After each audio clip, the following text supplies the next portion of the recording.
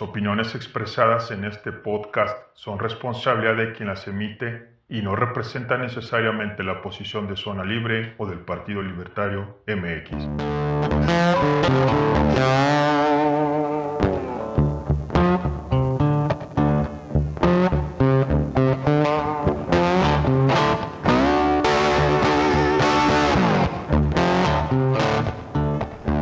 ¿Qué tal? Buenas noches. Nuevamente nos encontramos aquí en Café Entre Libertarios. Agradecemos al Partido Libertario MX por permitirnos estos espacios en donde vamos a hacer difusión de las ideas de la libertad. El día de hoy vamos a tocar un tema que es muy importante, creo, para todos los libertarios, que es el minarquismo. ¿Cómo podemos empezar a aplicar este concepto a nuestra vida y si hay futuro para hacerlo en próximas elecciones? Para los que ya me conocen, soy Ángel, y para los que no me conocen, déjenme darles una pequeña introducción. Mi nombre es Ángel Herrera, yo soy objetivista. Al ser objetivista tengo como consecuencia ser libertario. Soy investigador y me dedico ahorita a ser difusor de estas ideas de la libertad.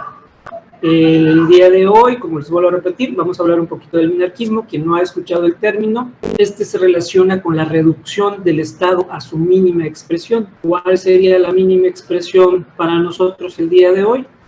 Pues ya existe un Estado que es bastante grande, que es bastante incompetente, que es en ciertos aspectos innecesario, y lo podemos dividir en dos pequeñas etapas.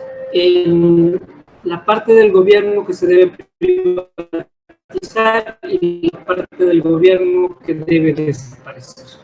¿Qué necesitamos o qué tenemos el día de hoy que podríamos decir el Estado disfuncional nos dosifica? Pues nos dosifica educación, que es realmente un adoctrinamiento, nos dosifica pésimas instituciones de salud, donde solamente hay algunos privilegiados, tenemos total inseguridad y cero justicia. Entonces, vamos a pensar que el minarquismo aplicado en México sería reducir el Estado a su mínima expresión para poder tener seguridad y justicia, salud y hacer una transición de la educación. ¿Por qué? Porque todos los mexicanos necesitamos o tenemos el derecho de una educación extraordinaria. Y ya será la capacidad de cada uno de nosotros el que determine hasta dónde llegamos. No una idea de que todos tienen que ir a la escuela y todos van a aprobar sin tener las capacidades. Esto es un riesgo enorme, que lo único que nos está causando es un deterioro en el país. Tenemos aquí extraordinarios exponentes. Me gustaría que se presentara cada uno. ¿Quién quiere tomar la palabra?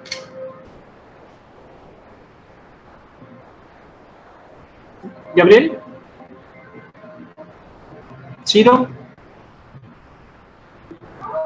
Sí, buenas noches. Gracias. Buenas noches, yo soy Gabriel Vázquez. Bueno, soy contador, tengo una maestría en administración, soy catedrático de la Universidad Tec Milenio en economía y bueno, mi punto de vista acerca de la reducción del Estado, yo creo que el Estado es como un rey Midas, ¿no? Pero al revés, todo lo que toca lo descompone. Entonces, se ha demostrado su ineficiencia cuando ha estado manejando diferentes empresas, como pues han sido ineficientes, ¿no? Lo vemos con las pérdidas tan enormes que hay en Pemex, lo vemos como quebró Fertilizantes Nacionales, lo vemos como cuando trabajaba Teléfonos de México, era parte del Estado, era un hoyo negro que se chupaba todo el dinero, da un mal servicio y caro, y sin embargo cuando lo maneja la iniciativa privada empieza a reportar grandes utilidades, ¿no? Entonces, mi visión es que el Estado debería reducirse porque se debería dedicar solamente a las funciones de poner las reglas, impartir justicia y dar seguridad, ¿no? Entonces, digamos que reducirse a su mínima expresión y dejar a los particulares que hagan lo que hacen mejor, ¿no? Ahora nos están hablando de gas del bienestar, cuando ni siquiera se ha podido trabajar bien con Pemex.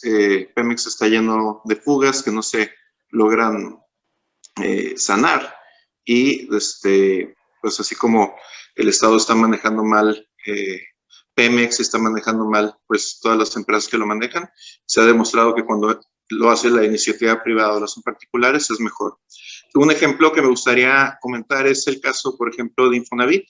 Antes Infonavit construía las casas y otorgaba los créditos, y a la gente le asignaban su casa, ¿no? A la gente que quería una casa Infonavit se le asignaban directamente, y pues las casas eran malas, los créditos eran caros, Infonavit estaba siempre trabajando mal. En el momento en que Infonavit deja de construir las casas, se pasa a que los constructores sean los que construyen. La persona que consigue el crédito tiene la capacidad de escoger entre diferentes constructores, tiene la capacidad de escoger entre diferentes características, desarrollos y todo. Y Infonavit solamente expide el crédito para que se le pague al constructor y la persona goce de su casa. A partir de que se hicieron esos cambios en Infonavit, muchísimos más mexicanos pudieron hacerse una casa, y en los años subsiguientes a que se hizo eso, se obtuvieron mucho más créditos que en todos los años anteriores del que existió el Infonavit. Entonces, yo creo que lo mismo se debería hacer con todas las empresas del gobierno, que se liquiden, de alguna forma pasen, se vendan a particulares, y la empresa que rinda beneficios y rinda frutos a sus accionistas, pues sobreviven, ¿no?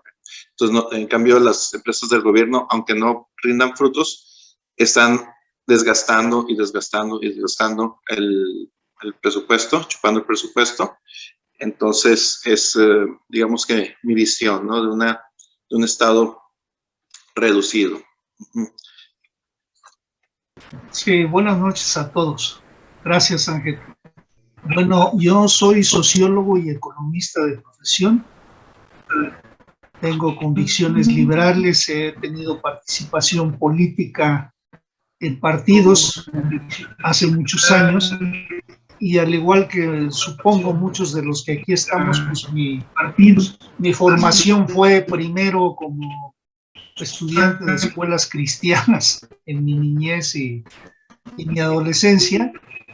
Después abracé las ideas socialistas durante mi juventud, y ya en una juventud más adulta, digamos, cambié hacia las ideas del liberalismo. Creo fervientemente en el liberalismo, y pues yo creo que la pregunta que hay que hacernos es esta: ¿cuál es nuestro contexto? ¿En qué país estamos?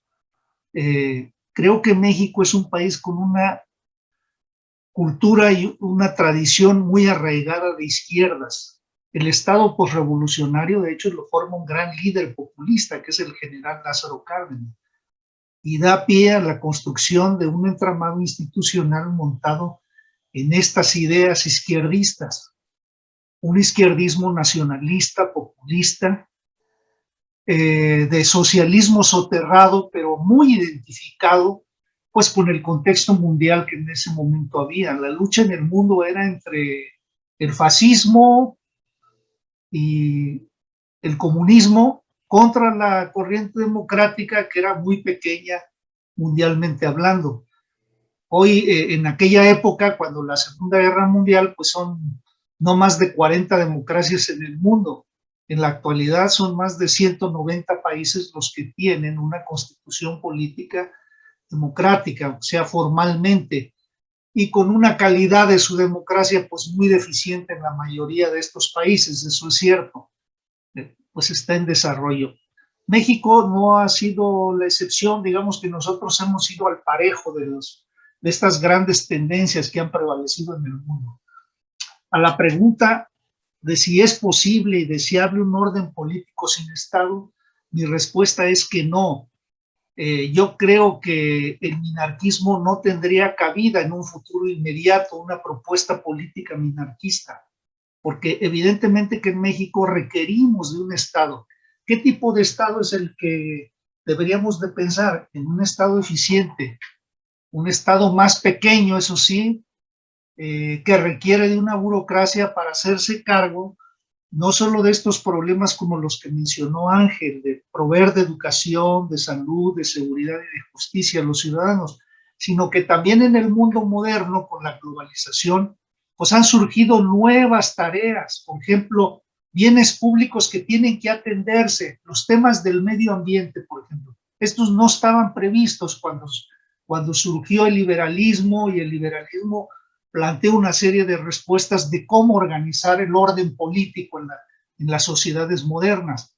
Digamos que estamos en un nuevo estadio y tenemos que darle respuesta a esto. Y eso requiere de ser subsidiado por el Estado. Y, o sea, se requiere otra intervención del Estado porque no, esos bienes públicos no los pueden proveer los particulares a la sociedad, y los ciudadanos no tienen la capacidad para hacerse cargo de los costos que implica esto. La atención, por ejemplo, al cambio climático, ¿no? Todo lo que ello supone, y va muy vinculado con la idea de que un Estado eficiente debe promulgar una economía sostenible para una sociedad moderna. Entonces, mi respuesta a esa gran pregunta de si es posible y deseable un orden político sin Estado, repito, es que no, que sí necesitamos un Estado. Yo soy partidario de un Estado, pero debemos de dar la lucha política con las corrientes socialistas, nacionalistas y populistas que hoy nuevamente se han enquistado en el gobierno, una pelea por un Estado eficiente, un Estado más barato, un Estado que pueda atender las necesidades prioritarias de la población para que permita cumplir con dos objetivos que son objetivos históricos del liberalismo: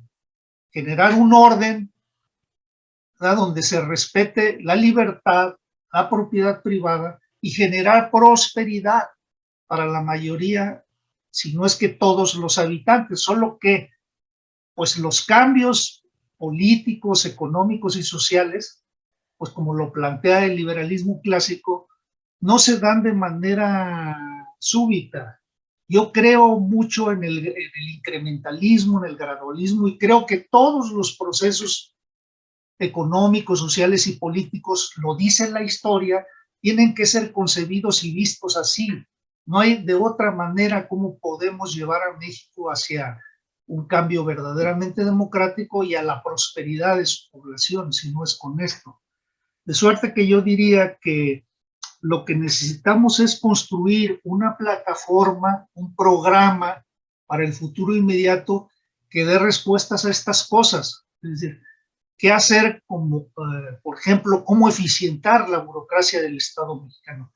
Qué partes son las que hay que recortar y qué partes son las que hay que fortalecer en el Estado mexicano para atender esto. Yo ahorita solamente mencioné una. Hay que fortalecer estas que han entrado en crisis ahora con la pandemia, el sector salud, por ejemplo, ¿sí? El medio ambiente, que está muy vinculado también a la salud pública, ¿sí? Y la educación.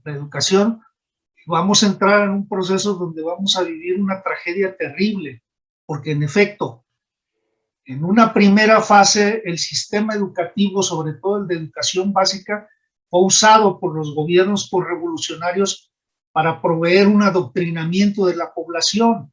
Toda la mitología esta sobre la cual se erigió el Estado mexicano y que hoy está volviendo a resurgir con este gobierno. El mito de cuál es el origen de México, la disputa con la herencia hispánica, la idea de la mitología sobre una serie de héroes, pues que realmente son míticos, inexistentes, porque no se les ve sus lados negativos, sino una parte fantasiosa en la construcción de esto para justificar pues un andamiaje autoritario que construyó el priismo durante 72 años.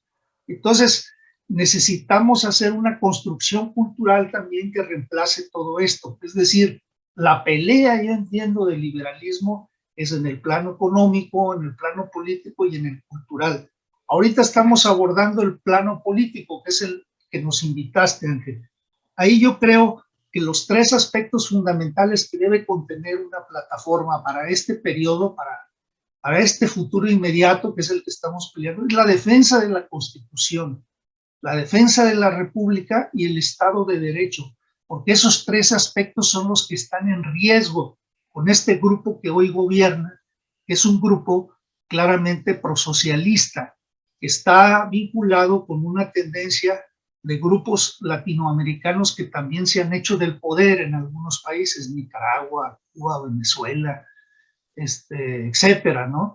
Y es una tendencia que amenaza con instalarse en muchos más países, pues acaban de ganar en el Perú. Entonces, el liberalismo tiene que dar respuesta a todos estos múltiples problemas y al mismo tiempo concebir la transformación económica, cultural, social y política del país como un proceso gradual, incremental, dentro del cual, pues, esta corriente que abrazamos nosotros, esta corriente de pensamiento, debe de insertarse dentro de una amplia coalición y hacernos cargo de que somos una corriente todavía minoritaria en el país y que tiene mucho por pelear en el plano de las ideas, pero también de la política, porque, repito, el predominio histórico de las izquierdas en las instituciones estatales ha sido enorme. Ha tenido distintas formas. Primero fue el PRI, pero el PRI es un partido también izquierdista, ¿sí? Y ahora vino este grupo y hubo un periodo en el que dominó el PAN 12 años el gobierno, pero es un PAN donde también a mí luego me despierta un montón de risa porque hay muchos panistas que también se asumen como izquierdistas, ¿no? El propio presidente Calderón, al que yo le hice muchas veces burlas públicamente porque pues, le gustaba escuchar el unicornio, tomar su ron Habana y disfrutar de las reuniones con Silvio Rodríguez y una serie de íconos de la cultura cubana pues, que son completamente contrapuestos a su pensamiento. Pero de estas son las cosas que tenemos y son las rémoras contra las cuales hay que luchar cultural y políticamente en el país. Es cuanto.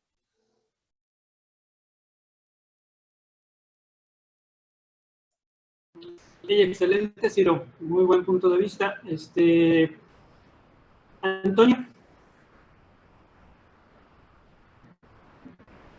Hola, ¿qué tal? Mucho gusto.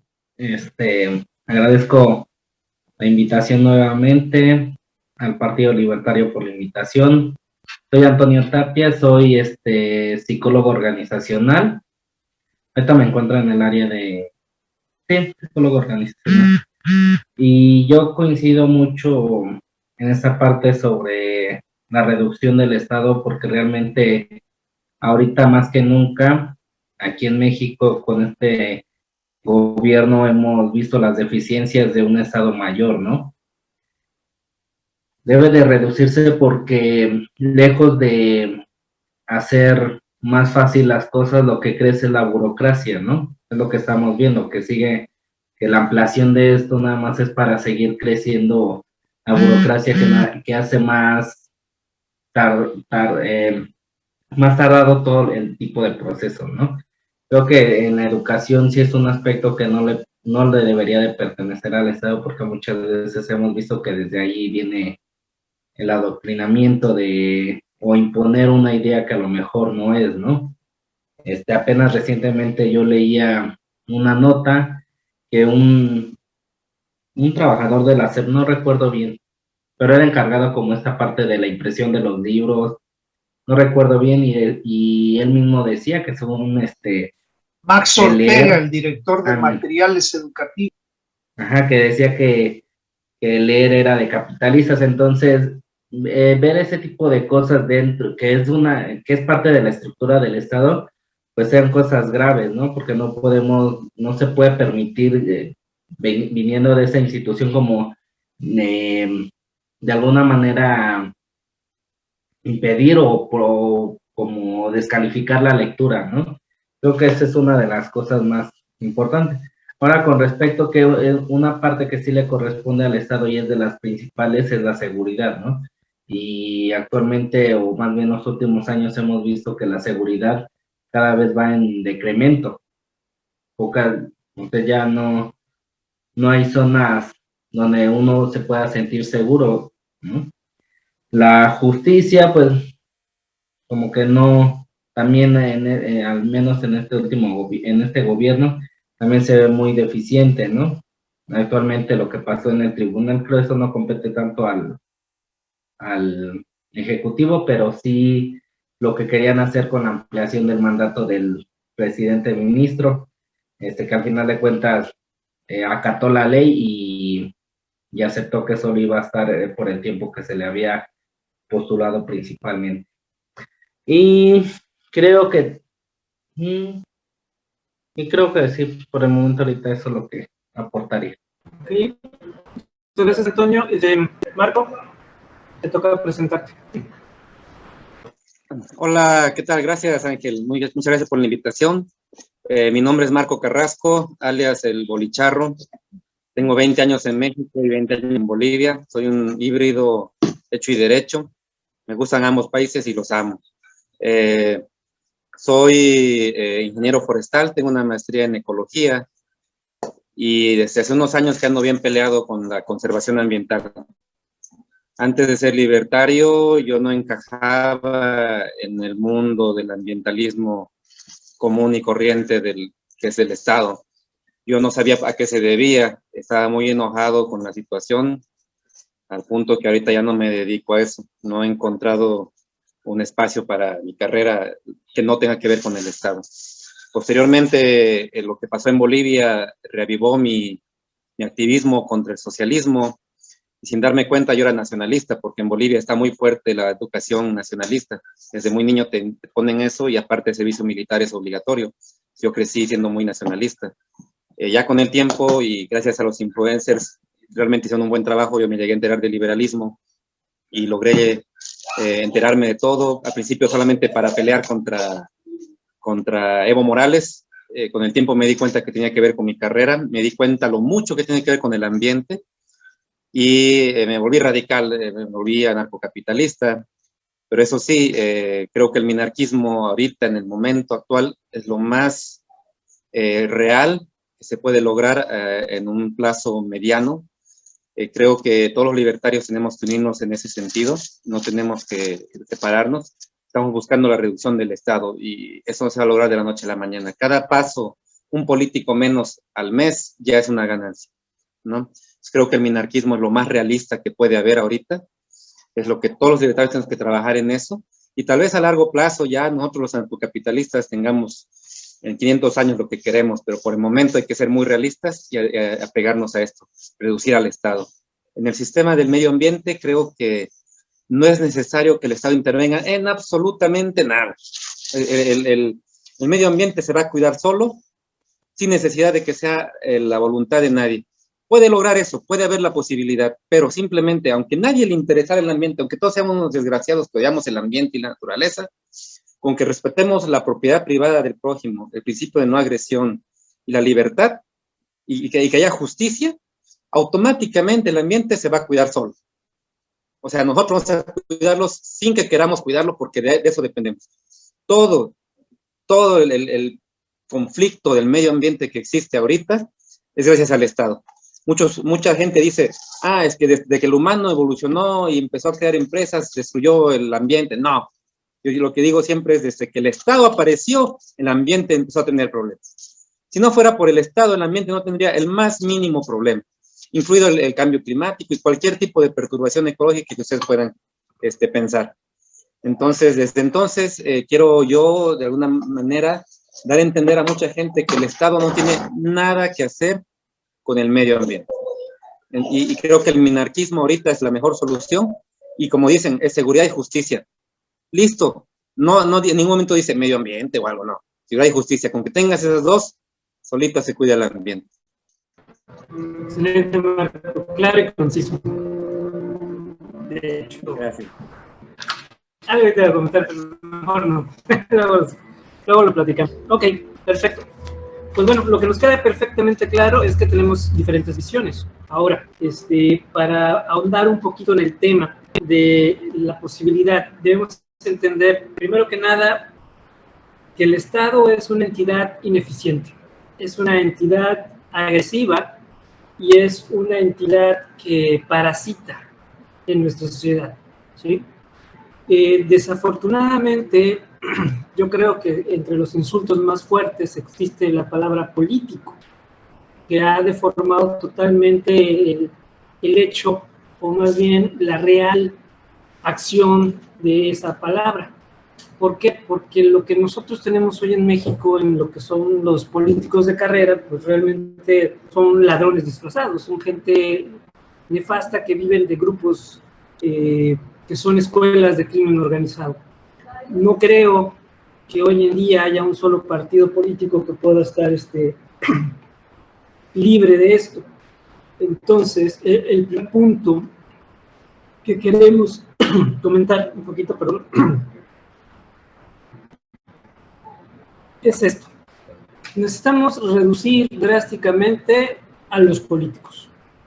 Realmente, cuando uno dice parasitan, podría pensar muchas cosas, y de hecho hay mucha gente que tiene el concepto equívoco de que necesitamos políticos para existir o para que pueda existir el Estado, y esto es una mentira. El mejor ejemplo son los países nórdicos. Bueno, no vamos a entrar hasta ahí porque poca gente conoce a los países nórdicos, pero les puedo comentar que el político, o más bien el administrador del Estado, que es lo que nosotros necesitamos tener, es una persona que va a trabajar por un periodo para cumplir un objetivo específico, del cual tiene que rendir resultados.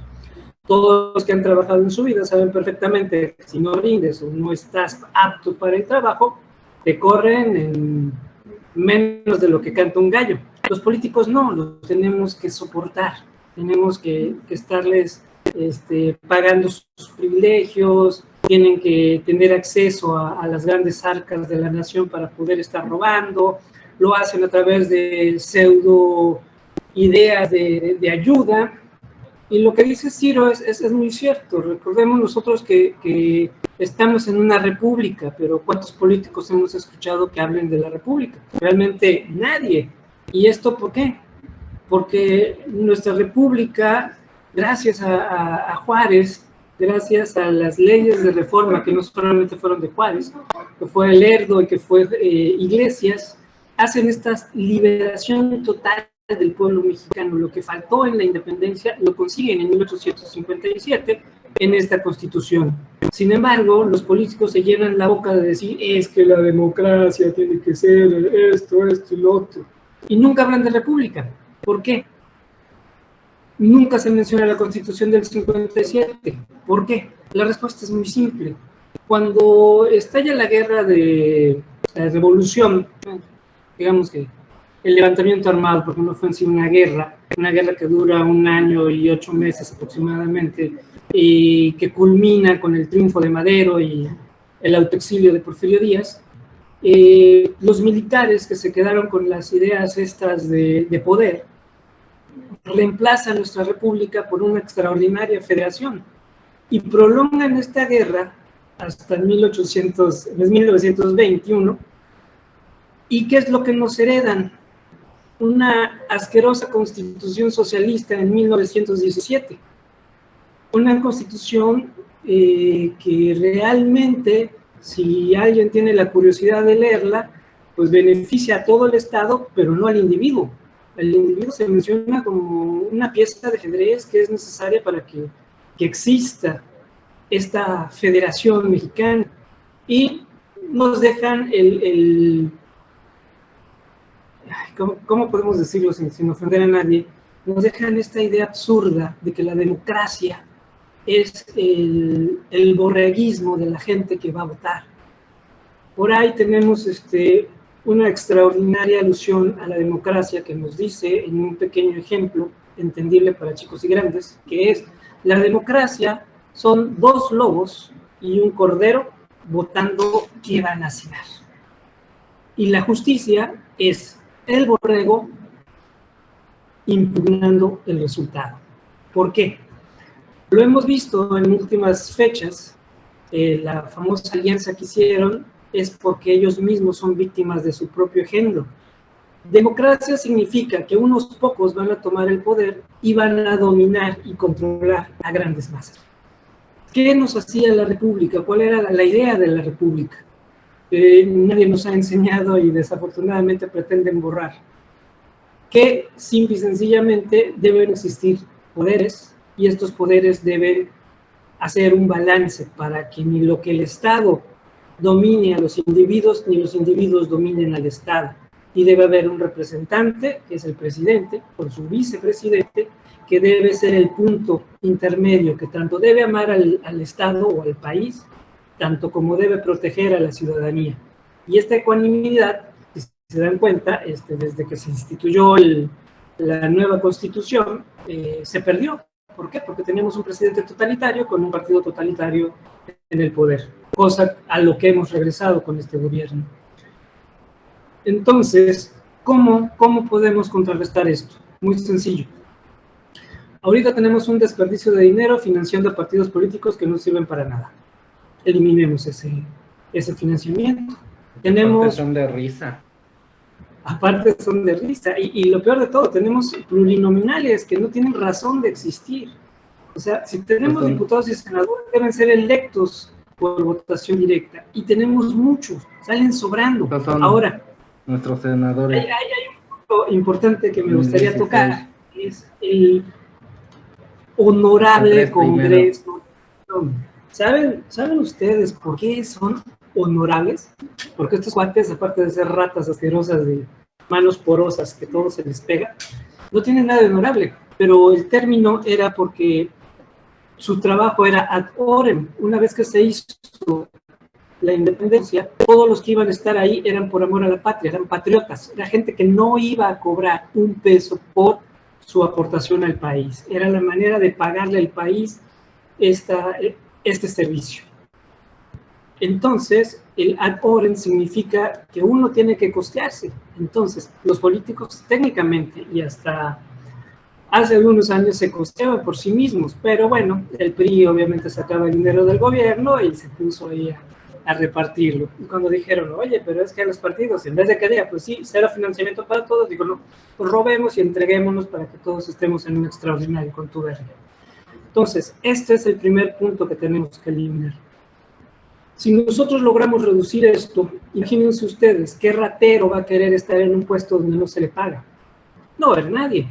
Y vamos a tener gente eficiente que sepa hacer las cosas. Por eso los empleados del gobierno y nuestros representantes deben ser administradores.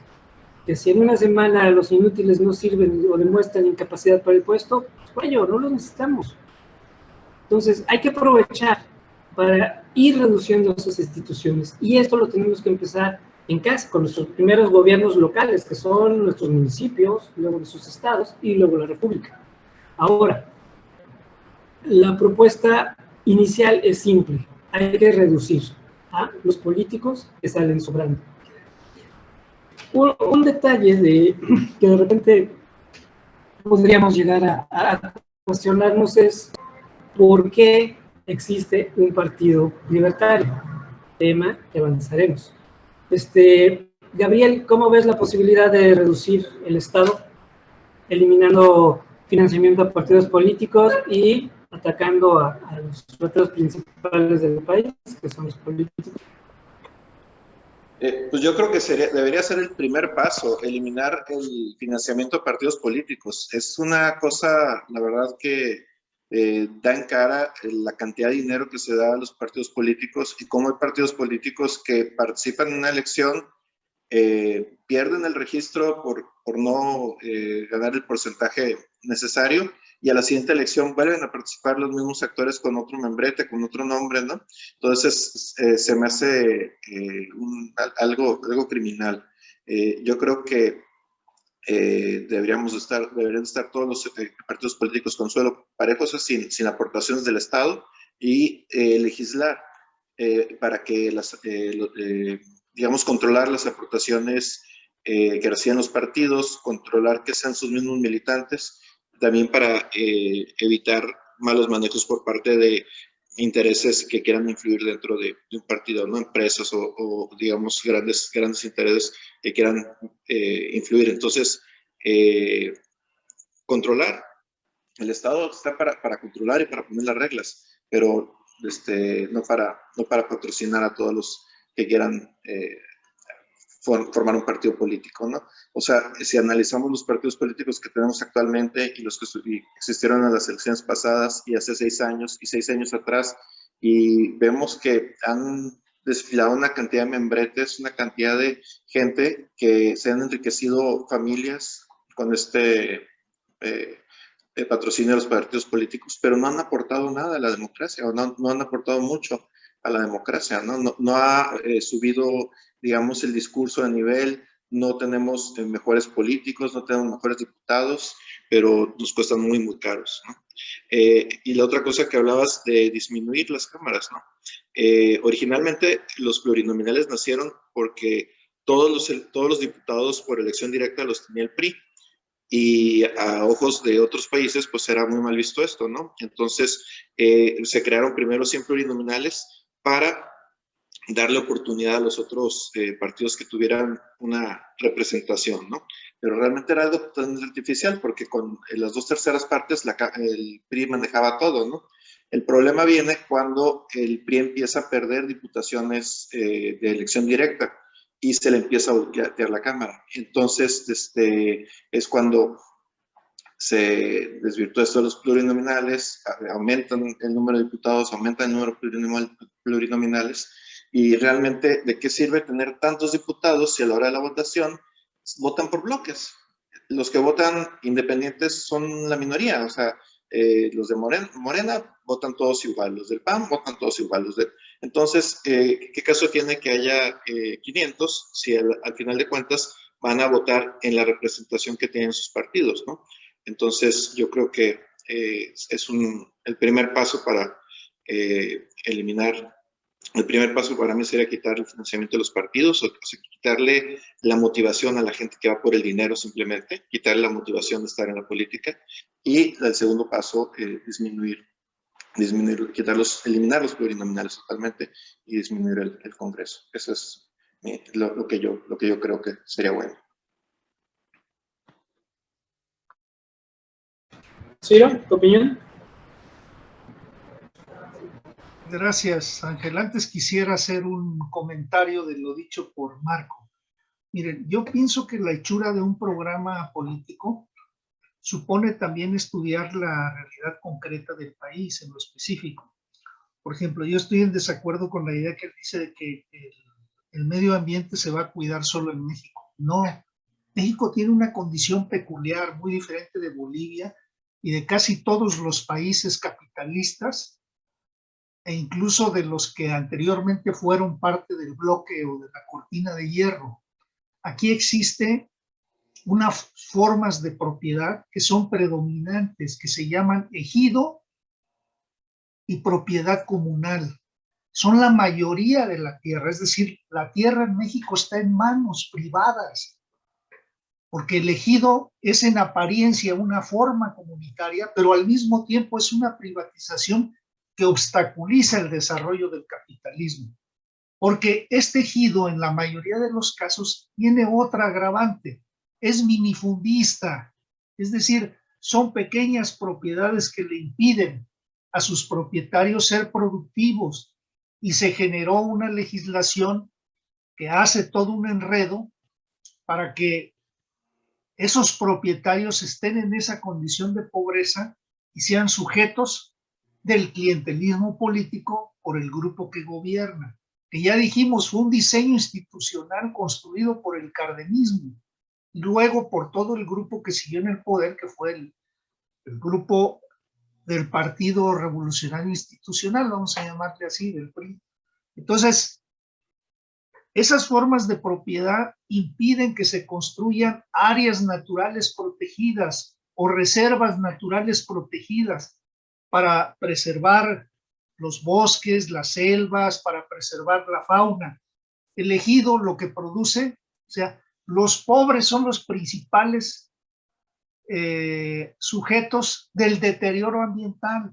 Hay una práctica, por ejemplo, en la agricultura mexicana que es muy dañina y es antiambientalista, y Marco la debe conocer, que es quema, tumba y raza. ¿Sí? Arruinan los suelos, queman el humus, ¿sí? Y el gobierno o los gobiernos toleran eso.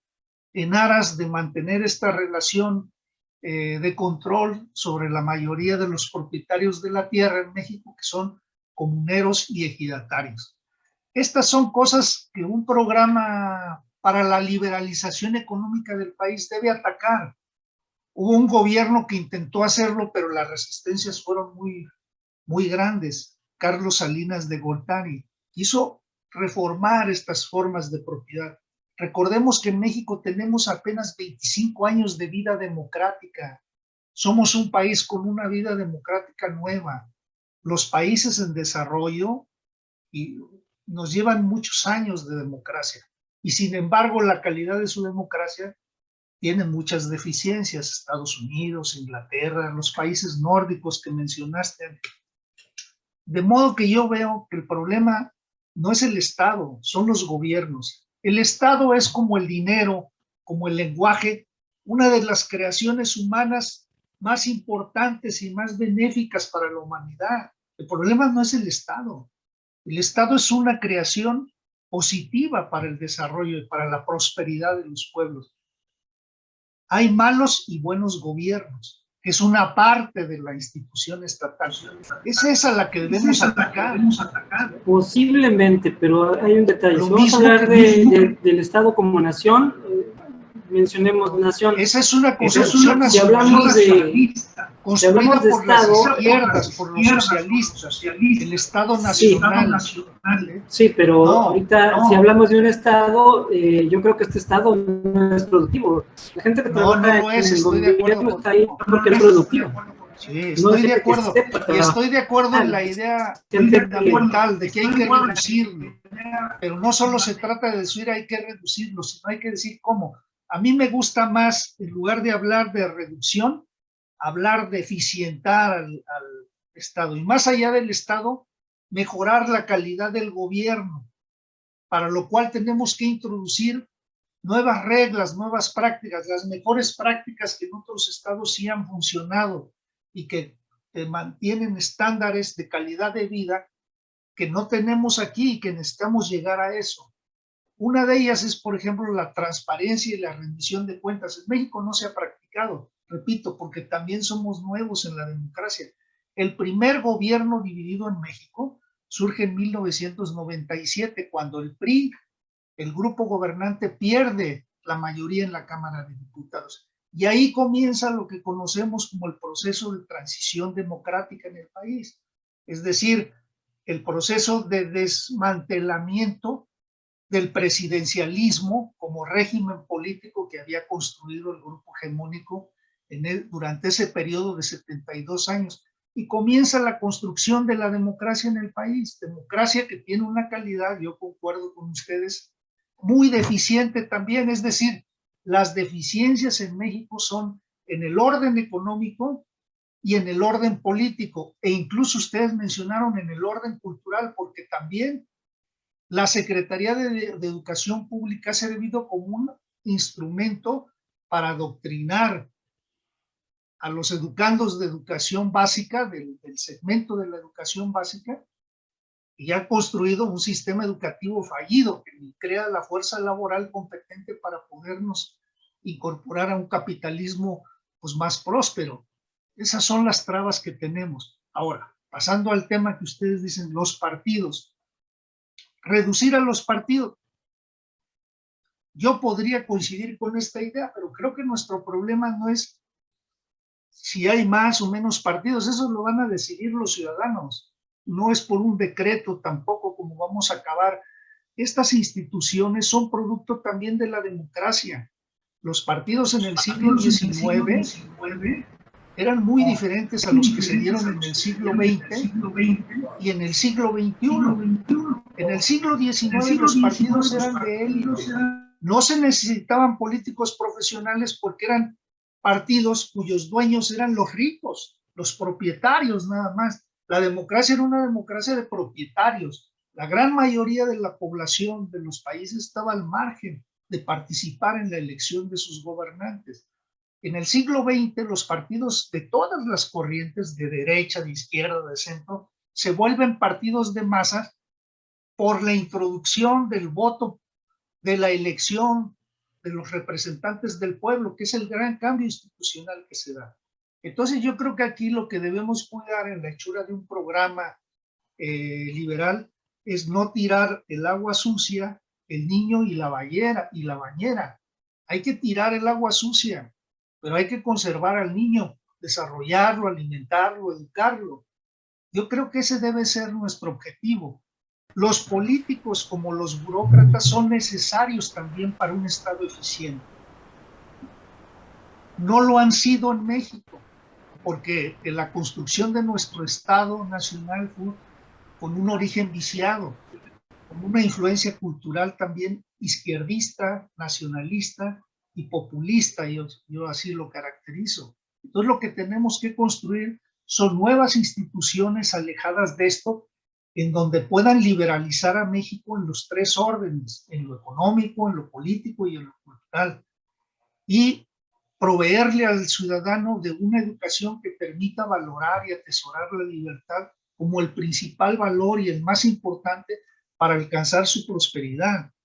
Entonces, creo que nuestro punto está en buscar nuevas prácticas, nuevas reglas que permitan mejorar la calidad de esa democracia incipiente que todavía hay en nuestro país.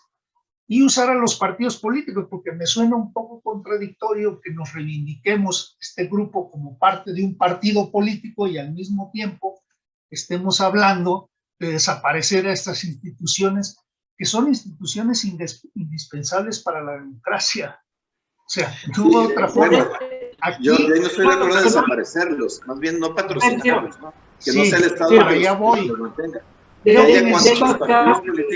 que en el siglo XX el problema no son los partidos políticos, sino la manera como atribuciones que tenían los partidos políticos hoy las podemos modificar. Por ejemplo, hasta el siglo XX los partidos eran los que daban la formación cívica y política al ciudadano.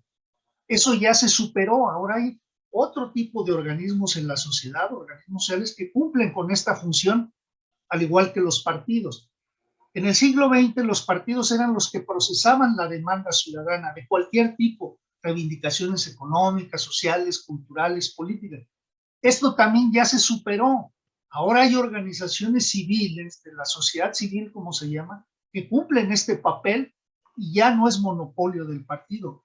Pero hay un punto en donde sigue habiendo un monopolio de los partidos, que es el acceso al poder político. Solamente se puede accesar al poder político a través de un partido. Creo que ahí es donde tenemos que introducir un cambio, una reforma, para que existan otras instituciones a través de las cuales el ciudadano común pueda accesar al poder, pueda ser diputado, senador, presidente municipal, todos los cargos de representación popular. La ley todavía no contempla eso, pero es una construcción institucional que hay que hacer. Por eso yo hablo de no tirar el agua sucia y la bañera. Hay que conservar la bañera también y estarla limpiando cada rato. Lo que pasa, Ciro, nos acabas de dar la razón en el sentido de que dices, hay que eficientar, ok, quieres eficientar a 500, bueno, no los necesitas a 10. Sí, no, yo no me peleo por el número. Tirar el agua de la bañera y el niño, no me refiero a eso. Y fui muy claro, tenemos que deshacernos de todos los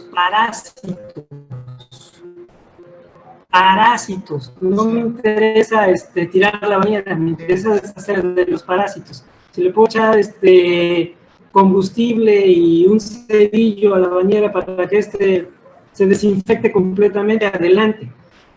Los mismos partidos políticos, a través de su constitución socialista, hicieron que los ciudadanos no pudiéramos acceder a algo que está marcado en la Constitución, tanto en la del 57 como en la del 17, que todo ciudadano mexicano mayor de edad puede votar y ser votado. Los partidos políticos han hecho que esto sea imposible. Ellos pusieron la regla. ¿Por qué va a existir el Partido Mexicano Libertario? Para entrar al sistema y desmantelarlo desde adentro. Ellos pusieron la regla de cómo se les tiene que atacar. Perfecto. Vamos a cumplir esa regla, pero vamos a reestructurar justamente lo que estábamos platicando en un principio. Tenemos que deshacer lo que está mal. pero no necesitamos esa carga. El que quiera ser político, que lo haga, pero que se lo costee él mismo. El que quiera ser diputado, que lo sea, pero que no cobre un centavo de los impuestos. Nunca. ¿Por qué? Porque si hablamos de que es una persona eficiente, ya tuvo un trabajo, ya ganó su lana, ya tiene sus ahorros, de esos ahorros va a trabajar 6 años. ¿Qué es lo que quiere hacer? Dar un servicio a la nación, que lo dé, como debe ser, ad orem, no sangrándonos con una dieta que se impuso, porque la supuesta dieta era porque como ellos no cobraban sueldos, se les dijo, tenemos que darles una ayudadita para que traguen los bebés. Pero, oye, están tragando 130 millones de pesos al año. O sea, ¿por dónde? No tiene ninguna razón y ni siquiera están trabajando. Si quieren trabajar, ok, pongámonos de acuerdo, pongámosles un sueldo y así como dijimos, vas a trabajar, pero también te puedo despedir y tienes que rendir cuentas. Nada de que, oye, eres un dios, como el loco que tenemos ahorita que se siente emperador, que vive en un palacio, que alegó llegar y decir, es que yo soy bien humilde, entonces no quiero vivir en una casita, quiero vivir en un palacio. Son incongruencias y son estupideces. Esa es la gente que tiene que desaparecer y está en nosotros, sociedad civil, hacerlo. Pero ¿cómo? Ángel, eso que estás diciendo, para concluir, yo quisiera concluir señalando, eso que estás diciendo provocaría que la república quede en manos de una oligarquía, que es también lo que debemos cuidar. O sea, será pero ¿en qué estamos? Pero no estamos en una oligarquía, o sea, no tenemos un poder absoluto que está dominando el país a través de un partido político. Que yo sepa, ahí estamos. Hay una lucha política ahorita por ver cómo se reparte el poder y hay otras corrientes de opinión. No creo que el PAN, el PRI o el PRD o Movimiento Ciudadano sean lo mismo que Morena, no son lo mismo. Creo que sí existe en México un pluralismo, que parte de la democracia es la expresión de un pluralismo político y se expresa en la existencia de este grupo que aquí estamos también.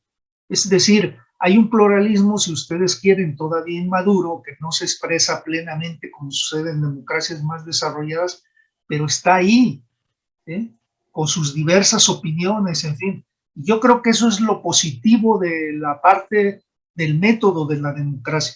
Que hay democracias que no son repúblicas, sino monarquías constitucionales como en España. España no es una república. Claro, recordemos que la democracia finalmente solo es un método para elegir gobernantes. La democracia no es el objetivo a través del cual se logra el bienestar, no. El bienestar se logra a través de economía, de políticas públicas, de una serie de medidas que se tienen que construir para lograr el bienestar de la gente. Porque, repito, estamos en una era donde el capitalismo es más complejo, se ha desarrollado, hay más instituciones, hay nuevos problemas que requieren ser atacados no solo con las fórmulas doctrinales originales, sino que debemos desarrollar eso. Y yo creo que en el caso de los partidos políticos, la necesidad de profesionales para atender las funciones de la República son necesarias, o sea, no se pueden pensar que vamos a dejar solo en un trabajo honorífico la función política, sería muy ingenuo porque entonces los que tienen poder económico se apropiarían de las decisiones políticas de la República, como ya ha ocurrido en otros lados. No, porque si no, y entonces las democracias se vienen abajo. Pero la intervención del punto de vista ambiental. Sí. Bueno, ya concluyo con esto. O sea, mi punto de vista es que necesitamos políticos como necesitamos burócratas y en ambos casos deben ser personas eficientes y profesionales. Y por profesional es que estén preparados, bien remunerados y rindan cuentas, cosa que en este gobierno no hay. Este gobierno ha simplificado a la burocracia porque ha abaratado la profesionalización. Les pagan menos, lo cual propicia corrupción, no rinden cuentas y no son profesionales porque no tienen las competencias ni las capacidades para desempeñar la función que se les encomienda. Porque para él lo que le importa Entonces, es en un capitalismo eficiente, en un Estado moderno eficiente, debemos procurar que la burocracia sea profesional. Profesional quiere decir no solo que reciba un sueldo, sino que tenga las competencias profesionales para desempeñarse en la función que le ha sido encomendada. Si es un ingeniero agrónomo, debe ser competente en eso. no como ocurre ahora que en Pemex está uno que ni siquiera terminó la carrera de agronomía y se hace cargo de una empresa pública que es necesariamente tiene que ser dirigida por un ingeniero que sepa de esas funciones, de esa profesión. O como ocurre en economía, que pone a una señora que no es economista ni sabe de eso, es decir, carecen de los burócratas que toman las decisiones, carecen de las competencias y de las capacidades profesionales para desempeñarse con eficiencia. Yo creo que es a Igual que esos la aspectos a secretaria donde tenemos que Delfina. entrar y dejarnos un poquito de formular solo doctrina, porque con doctrina no podemos hacer política pública. Necesitamos hacer una política pública alternativa en cada una de las esferas de la economía, de la sociedad, de la cultura, para que pueda ser atractiva para la gente y procurar que abracen las ideas una mayoría de la población en favor de esto. Yo quisiera usar lo que acabas de decir, Ciro, en respecto al medio ambiente. Justamente lo que acabas de decir es lo que da en el clavo a por qué no debe interferir en el ambiente. Yo trabajé durante más de 10 años para diferentes tipos de dependencias gubernamentales para cuidar el ambiente y llegué a la conclusión de que justamente hace tiempo tuve un jefe que era dentista, ¿no? O sea, todo ese tipo de cosas las vi y eran atroces. Era una cosa que yo no podía a veces dormir de coraje. Yo estoy a favor de que el ejido desaparezca. Legalmente, es un trabajo largo, pero tiene que desaparecer. Todo lo que es áreas comunes, como acabas de decir, tienen que desaparecer. Si no, no se va a formar. Yo decía en el aspecto de que el ambiente se va a cuidar solo siempre y cuando se proteja la propiedad privada, ¿no? Entonces, el ejido no es propiedad privada. Es de lo peor. Ahí no encuentras ni siquiera un venado a veces, aquí en el norte por lo menos. Tú vas a un ejido, está desierto, y todos lanzan su ganado a comerse la mayor cantidad de pasto posible y queda desértico, hasta el líquen se acaban. Entonces, eso tiene que desaparecer. Las áreas comunales también tienen que desaparecer y también las áreas naturales protegidas. Aquí hubo un director que decía que teníamos que criar toros de lidia para los rodeos, digo, para las arenas y también para toros de monta para rodeo. Esa era su propuesta. Un director de área natural protegida decía, ¿cómo fregado sabe cuál es la demanda de toros de rodeo? Y si eso va a ser suficiente. O sea, no tenía la más mínima, y eso sí, él no era el dentista, era un biólogo de una universidad de aquí del norte. Entonces decías, ¿qué tipo de mentalidad puede tener un director de área natural protegida? El área natural protegida es lo peor que hay porque les obligan a muchas comunidades privadas a hacer cosas que ellos dicen. El político de turno no tiene idea de cómo funciona un ecosistema, no tiene la más mínima idea. Entonces, el ecosistema está manejado por gente que no conoce de la ciencia ecológica. Yo lo he visto, o sea, he visto un montón de ranchos ganaderos extensivos donde ponen un montón de infraestructura, no tienen agua, ya está oxidándose. Vengan aquí al norte, en Coahuila, Tamaulipas y Chihuahua, hay un montón de áreas protegidas con infraestructura que el gobierno apoyó para hacer ranchos de ganadería extensiva. Están oxidándose, no sirven para nada, pusieron sus huertos familiares, están de tendederos, no sirven para nada, les ponen huertos hortícolas con tomate para que en el transporte del tomate desde aquí de la comunidad San Pastiaro hasta la ciudad, ya no costea ¿Me permites un comentario ahí, Marco? Ya te termino, ya terminar. Entonces, yo creo que el área natural protegida, si es que existe, tiene que ser como Estados Unidos, la gran mayoría ya están siendo privadas, si es que ya existe. Y se tiene que financiar con ecoturismo, ganadería extensiva, cacería de trofeo, y otras actividades que el empresario, al dueño de la tierra, le duela el no cuidar su ecosistema porque le genera pérdidas económicas, no tanto por amor a la naturaleza. Adelante, Ciro. Sí, les recomiendo, miren, la lectura de un premio Nobel, una economista y socióloga que se llama Elinor Ostrom, que habla de los bienes comunes. Cómo los bienes comunes finalmente nadie se hace cargo de ellos y terminan deteriorándose. Ahí donde dicen que un lago es un bien común, no es verdad, porque nadie quiere hacerse cargo de los costos, ni el empresario, ni el ciudadano que vive ahí cerca, y termina ensuciándose con basura, con infinidad de problemas. Theodore Roosevelt precisamente creó las áreas naturales protegidas en Estados Unidos y es el país que más tiene Ahora en Europa se ha desarrollado eso. Y son áreas a cargo del gobierno, del Estado, porque los privados no quieren hacerse cargo porque no es costeable, no es rentable. El empresario se guía por un criterio de utilidad también, esto hay que reconocerlo. No solo es un dios en todas las áreas, también está el egoísmo empresarial. Si no hay utilidad, no hay rentabilidad, no va a entrar. Por eso las zonas pobres de México no entran, porque no le es rentable invertir ahí. No porque Por ejemplo, no quieran. ajá. Entonces, muchas de las áreas naturales protegidas son necesarias para revertir el deterioro de bosques, de selvas, de ríos, de lagunas, que se están deteriorando porque son bienes comunitaristas, bienes colectivistas, y en esos bienes colectivistas comunitaristas que están privatizados, porque son una forma de privatización, pues nadie se hace cargo de la responsabilidad de su mantenimiento. Además de que no tienen el dinero para hacerlo.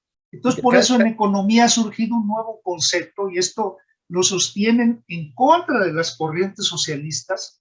Es curioso que los socialistas se oponen a esto, algo que se llaman los bienes públicos que deben ser atendidos por el Estado. Eso es lo que formula la ONU, eso es lo que se formula por la Comunidad Económica o la Unión Europea ahora, para preservar sus bosques y selvas. Y esas áreas naturales protegidas ahora se hacen extensivas a las zonas de mar, a las zonas marítimas, porque se están deteriorando las especies, la fauna. Eleanor Osborne, Ostrom, sí. no me acuerdo bien cómo se pronuncia el apellido. Ella propone el manejo de comunidades como institución, y tuvo experiencias muy aquí en América Latina. Ahí tengo que traer el dato. Las comunidades se preocupan porque sus sembradíos, su propiedad privada se ve afectada por la calidad del río. Entonces, sin querer, ellos se ponen de acuerdo para cuidar el río, ¿no? O sea, no son propietarios del río, pero al depender del río en su propiedad privada, se podría decir que es una propiedad comunal dentro de un sistema privado de propiedad privada, dentro de un mercado, porque ellos tienen que vender un producto que es su propiedad privada. Entonces, eso que propone Eleanor es justamente que, aunque sea comunal, está dentro de un sistema privado, ¿no? Esa es una. Las áreas protegidas en Estados Unidos, estatales, cada vez son menos efectivas que las privadas. Las privadas están superando por mucho a las públicas. Son poquitas, pero interesantemente el estadounidense cada vez gasta más dinero del suyo de esparcimiento en ir a ver búhos, en ir a ver venados. Pero es más interesante todavía la parte de la rescate de especies, por ejemplo. Ahorita tiene mucho más éxito la ganadería extensiva en cuanto a recuperación de bisontes que las áreas naturales protegidas. Entonces, si el empresario le encuentra un uso utilitario, y yo no abogo mucho por la bondad humana, la verdad, yo no. Prefiero que le duela el bolsillo para que cuide el ambiente a que no. Y los recursos naturales tienen un valor que pueden superar incluso al valor de los materiales tecnológicos.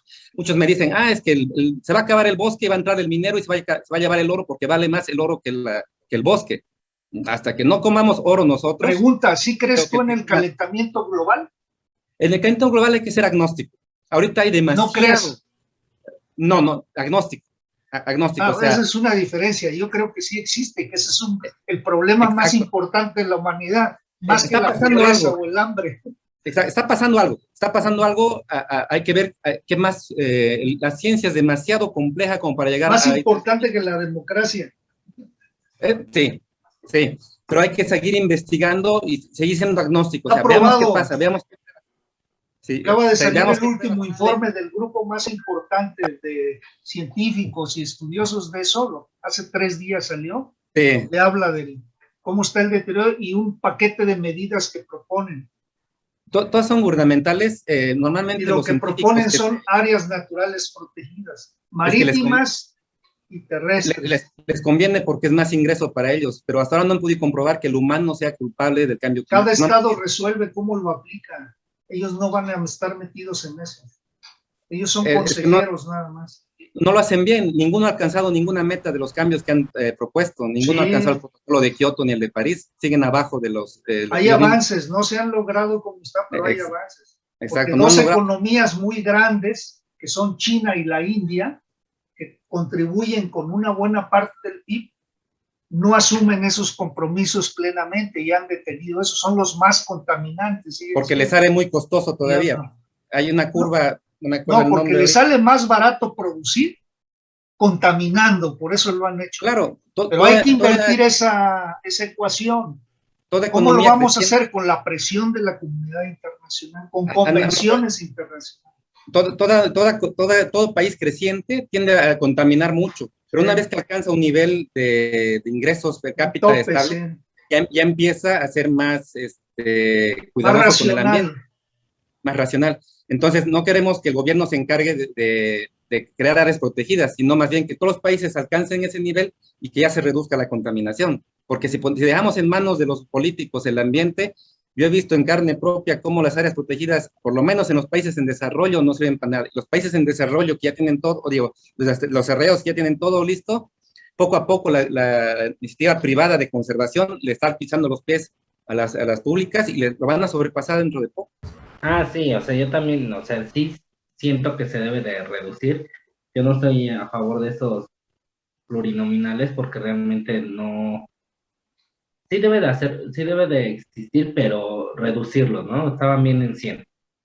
Los senadores no tiene por qué haber plurinominales en el Senado porque no coincido con que en el Senado deba de haber plurinominales. Yo siento que nada más con los que son elegidos a elección popular. Siento que sí debe, precisamente sí coincido con Ciro, que lo principalmente, para reducir primero el Estado, primero lo que debemos de hacer es que funcione. Una vez funcionando, se van a ir descartando las cosas que no van a ir sirviendo. Entonces, para que primero se vea qué es lo que no sirve, tenemos que hacer primero que sirva para ver las deficiencias que existen dentro de eso mismo. Y por el momento sería todo, porque creo ya nos extendimos un poco. Y hacerlo más barato, gobiernos más baratos. Gobiernos más baratos y que haya menos burocracia. Eficientes. Exactamente, y ahí es donde entra la palabra minarquismo. Si decimos que vamos a reducir un gobierno, estamos hablando de minarquismo. Si hablamos de que vamos a hacer eficiente un gobierno, estamos hablando de minarquismo. Si estamos hablando de agilización de procesos y desaparición de trámites excesivos, estamos hablando de minarquismo. Esa es la palabra que tenemos que empezar a utilizar, porque si se dieron cuenta, todas las personas que nos acompañan en este café, todas las posturas comenzaron con un tema, pero concluyeron con la misma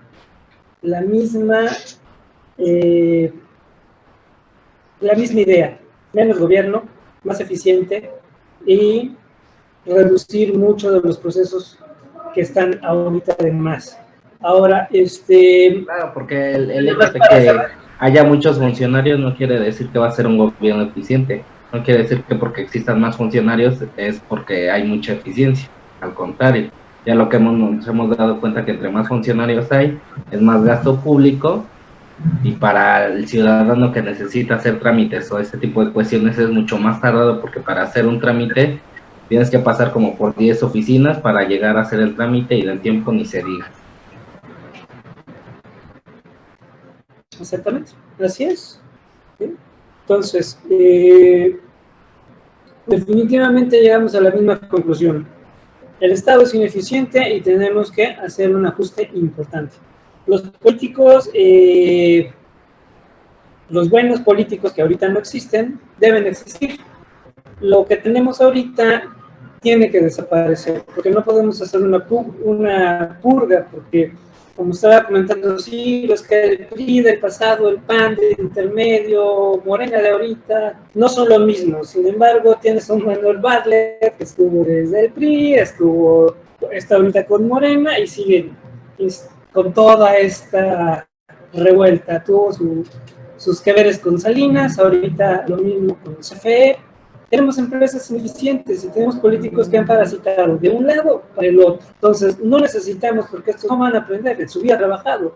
El inútil que tenemos ahorita gobernando lo dice abiertamente: en mi vida he trabajado. Y uno se da cuenta porque cuando alguien no sabe trabajar, no sabe lo que cuesta el dinero y no sabe cómo cómo organizarse con esto, ¿no? Total, es muy fácil, me va a llegar dinero a bocanadas, ¿no? Y la mayoría de los políticos están para eso. Yo cierro mi participación del día de hoy con una anécdota de los parasitoides estos políticos que en lo personal tienen que desaparecer para que se cree una nueva generación. Ellos se llenan la boca, de repente agarran y te dicen, nos hablan como si fuéramos tontos. Y ellos dicen, mira, en mi nación, con seguridad, con claves de acceso y todo, de repente llega gente humilde y me dice, oye, fulanito, fíjate que tú tienes que ayudarme porque somos tan pobres, tan inútiles y tan ineficientes que necesitamos que nos des dádivas.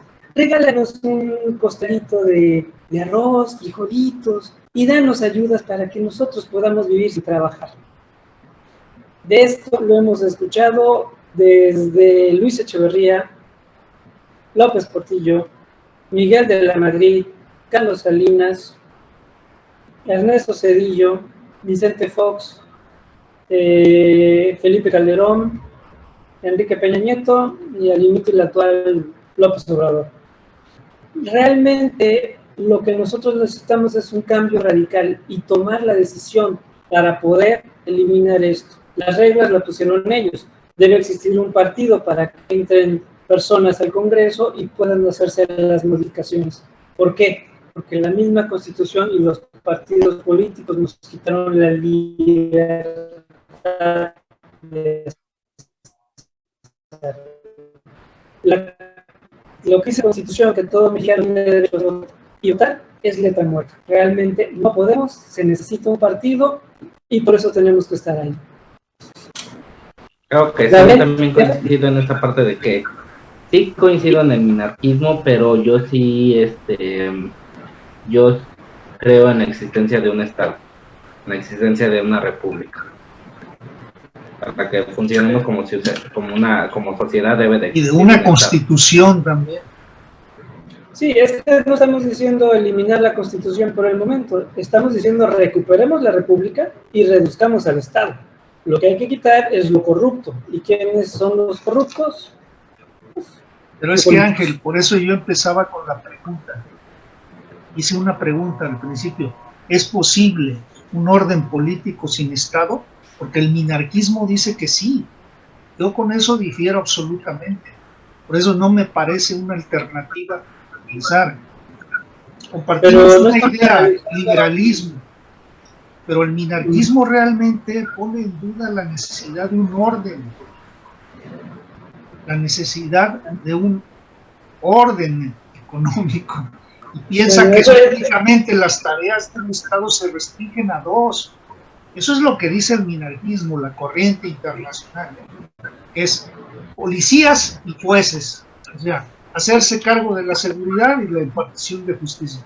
Yo creo que no, es muy reduccionista una idea así, y eso no lleva a la prosperidad, ni al bienestar, ni a mejorar la calidad de vida de una sociedad y de un Estado moderno. México es muy grande, es muy complejo, sus problemas también. Entonces, reducirlo a una plataforma así, no. Necesitamos un Estado eficiente. Por ejemplo, el tamaño de los estados se mide por el tamaño de su presupuesto. México hoy tiene un estado muy grandote, porque tiene históricamente el presupuesto más alto que se ha aprobado por las cámaras de diputados. Son casi 6,000 millones de pesos. Entonces, la discusión no es solo el tamaño de ese presupuesto, sino cómo se asignan esos recursos, que la calidad de esos recursos estén, digamos, bien justificados. Segundo, para que eso sea posible, necesitamos burócratas competentes, yo insisto. No podemos echar a la basura la burocracia. ¿Quiénes somos nosotros para calificar a los burócratas y a los políticos? Los que los trabajamos, nosotros somos sus jefes, somos las personas a las cuales tiene que dar un resultado. Necesitamos construir instituciones que evalúen el desempeño de los funcionarios y de los políticos. En el caso de los funcionarios, necesitamos el Instituto de Transparencia, de Información, necesitamos una fiscalía, es todo un andamiaje institucional para que funcione la república. Las repúblicas democráticas funcionan cuando hay pesos y contrapesos, si no, no funcionan, si no, retrocederíamos. Para que los partidos funcionen, necesitamos que también lo que existe en el Estado se aplique para la vida interna de los partidos. Como son instituciones también de reciente creación, han incubado muchos de los vicios que tenía el viejo régimen priista. No hay transparencia, no informan, yo en eso estoy de acuerdo con ustedes, pero se trata no de borrarlos, hay que corregir eso, introducir esas reglas, que rindan cuentas, que informen, para evitar el transfugismo de los políticos, que tú mencionaste, como Bartlett, que cambian de partido a su conveniencia, no responden en realidad a ninguna ideología, sino a la necesidad de obtener más ventajas económicas, ilegal e ilegítimamente. Entonces, hay que introducir una reforma al sistema político de partidos, que yo ahí comparto las críticas, muchas de las críticas que ustedes hacen, pero no con la solución que están proponiendo. Hoy en México yo lo caracterizo como un sistema político cartelizado, y no es un adjetivo, no es porque los asocios sean mafiosos, sino porque es un concepto que ha sido acuñado por politólogos alemanes, que describe cuáles son las características de este sistema. Todas esas características las tiene nuestro sistema político. Eso es lo que hay que cambiar. Esta es la introducción. Hasta ahí vamos a dejarle. Vamos a concluir. De acuerdo. Y Estela, ahorita nada más estamos diciendo que la palabra minarquista aplica, el minarquismo aplica, pero lo primero que dijimos en este programa es: tenemos que apegarnos a la realidad. Yo como objetivista no puedo vivir de ilusiones, tengo que vivir de la realidad. Nací en un país donde ya existía algo y sobre ese algo vamos a trabajar. ¿Cómo? Con una visión libertaria. Tal vez no liberal, en mi caso no soy liberal, yo soy libertario. Y esto es consecuencia de mi objetivismo. Entonces, por eso vamos a hacer una serie de programas, porque hay muchísima tela de donde cortar, hay muchísimas opiniones y hay mucho de lo que tenemos que hablar. Entonces, Antonio estaba cerrando, y luego Gabriel, y por último, Marco. Bueno, yo nada más para cerrar agradezco la invitación y que chequen las redes sociales del Partido Libertario y de México Libertario, y en Facebook me encuentran como Antonio Tapia. Buenas noches. Gabriel. Bueno, igual agradecer la invitación del Partido Libertario y a Ángel Herrera. Muchas gracias por la invitación. Creo que tenemos muchas coincidencias en lo que hablamos, ¿no? Y me quedo con lo que dice Ciro, de que debe ser algo gradual, ¿no? Y con lo que dice Ángel, que debemos ser objetivos y plantearnos una situación real en la que estamos. O sea, yo creo que todos buscamos el mundo ideal hacia donde queremos llegar, pero hay que, como dice Ciro, hacerlo de forma gradual y, como dice Ángel, con los pies en la tierra, ¿no? Bien planteados de cuál es nuestra realidad y qué es lo que podemos llegar a hacer. Pero sí soy un convencido de hacer un Estado reducido y eficiente, ¿no? Igual coincido con Ciro en que debe ser profesional el Estado. Debemos de tener gente capacitada, bien pagada, pero los necesarios solamente. Esa es mi postura, y pues muchísimas gracias. Y me encantó esta charla entre libertarios. Marco. Bueno, para despedirnos, quisiera recordar los países de África que estaban en peores condiciones que México, como Ruanda y otros, empezaron a aplicar liberalismo sin saberlo tal vez, y están saliendo adelante. O sea, México se puede aplicar, no está tan mal como África y lo están logrando los africanos, o sea, nosotros podemos lograrlo, no es tampoco una utopía, los libertarios no vendemos utopías, el minarquismo es posible de aquí a un tiempo, yo creo que sí, poco a poco, paso a paso. Lo principal es, por ejemplo, el índice de libertad económica dice: mientras menos gobierno, mejor le va al país. Entonces a eso tenemos que apuntar, a un menor gobierno, un país más libre, menos políticos, y recordar los 4 gastos de Milton Friedman, ¿no? El cuarto es el peor de todos: gastar la plata de otros en otros. Y eso es el Estado. Si en algún momento le cedemos paso al Estado, siendo muy tibios, muy lights tal vez, no vamos a lograrlo. Tenemos que dar sí pasos, pero yendo para un futuro, yendo a un objetivo que estamos diciendo hasta cierto punto radical para muchas personas que han crecido en el nacionalismo o en el patriotismo de las anteriores generaciones. Entonces, creo que tenemos que ser un poco agresivos en cuanto a que esperar que la gente ponga, los políticos pongan al que debe ser en el puesto, hasta cierto punto un poco iluso creer que lo van a hacer.